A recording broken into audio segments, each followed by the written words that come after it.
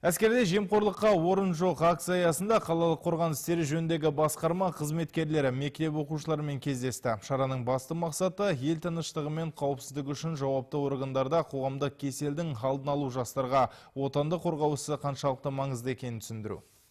Әскери салада сыбайлас жемқорлыққа жағдай туғызатын құқық бұзушылықтардың кездесіп жатқандығы жасырын емес. Осындай жағдайларға тосқауыл қою мақсатында мамандар жоғарғы сыныптарда оқитын бозбалалармен кездесті.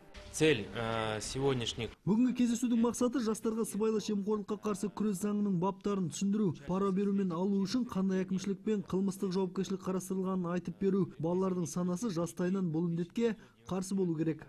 Сыбайлас жемқорлықтың қарулы күштер қатарында басқа да әскерлер мен әскери құрылымдарда орын алуы еліміздің бүгіні мен ертеңіне жалпы ұлттық қауіпсіздікке үлкен зиян келтіретіні айдан анық. Кездесуге арнайы шақырылған қаламыздың құрметті азаматы Степан Башкиров пен екінші дүниежүзілік соғыстың ардагері Анатолий Гершунов жас ұрпаққа осыны түсіндіруге тырысты. Являюсь патриотом своей родины. Бүгінгі кездесудің маңыздылығы өте жоғары деп ойлаймын. Мысалыға менде қорғаныс істері қызметкерлеріне қояр бірнеше сауалым бар. Біріншісі, әскер қатарына шақыру науқаны қалай жүргізіледі? Әскерде бізді не күтеді? Алдын алу шарасы Нұр Отан партиясымен бірлесе өтті.